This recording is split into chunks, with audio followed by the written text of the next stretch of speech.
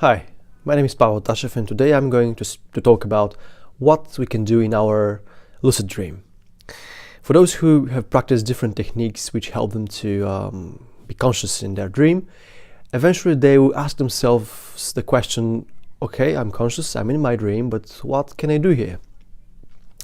I'm sure that we can do hundreds and thousands of things, but I would like to mention 5 of these things which I consider for myself interesting.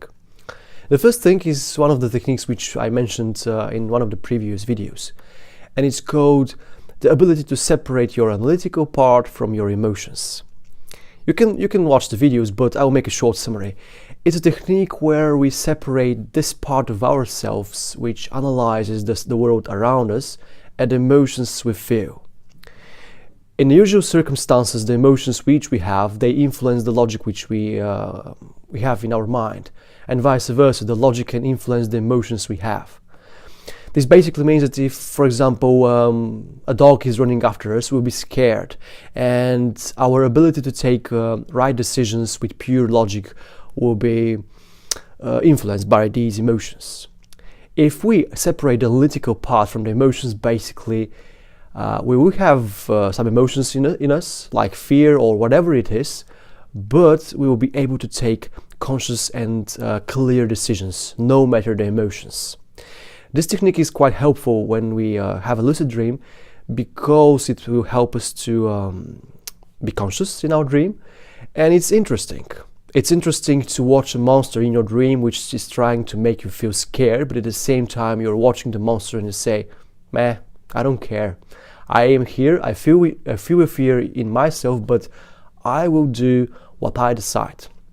It's quite interesting. At the same time, there are benefits when we are awake in our daily life, because basically we learn how to be emotionally stable. This is the first interesting thing. The second thing which I consider for myself interesting is again, something from the practices which we discussed during the last few videos, is to be here and now and to hook ourselves in different objects. Again, you can watch the videos, but I'll make a short summary. It's a technique where we are somewhere in our dream, or when we are awake, walking on the street or wherever it is, and we stop thinking about the past or the future, and we just observe the world around us. And we hook our attention into different objects. For example, the passing car, we absolutely ignore everything else and just think and watch the car. What's the car, how it moves, and so on. We keep that for a few seconds, then we move to another object.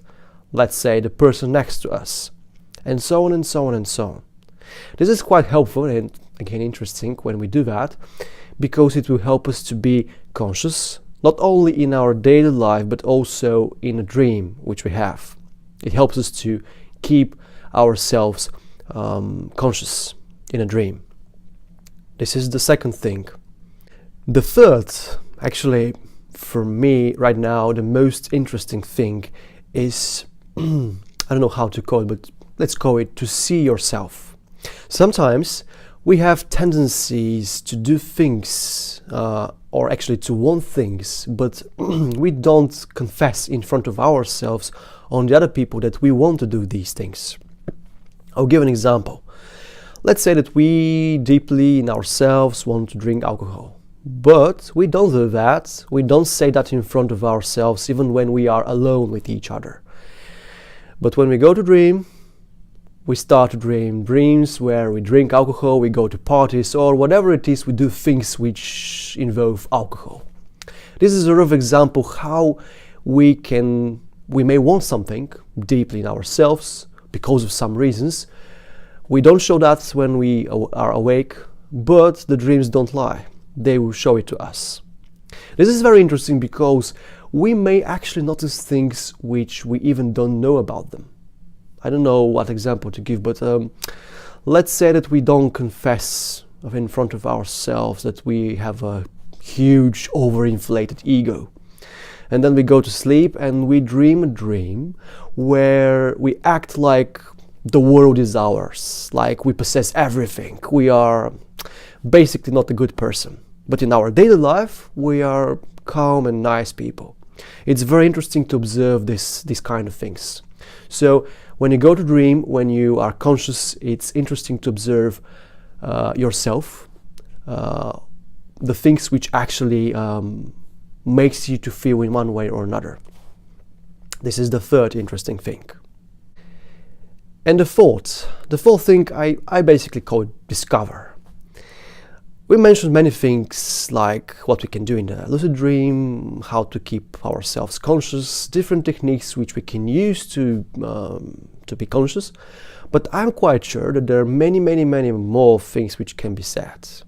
And there are many more techniques which can be reviewed and mentioned, etc. So I think that if you try to discover new things like different worlds in our mind or different techniques, you will find out things which we didn't speak about. So discover, put yourself there, try to find new things for yourself. This is the fourth thing. And the fifth and the last thing which I want to mention today is flying. It's different for everyone, but me personally, I like to fly. Not in the real life, obviously, because I'm not a bird, but when you dream, we can fly. And I really don't know what's the feeling which is actually when you fly, but when you dream and when you fly, the feeling with the body is quite exciting. I like it, so try, you may like it. Thank you for watching this video, like it, comment it, and I wish you a good day.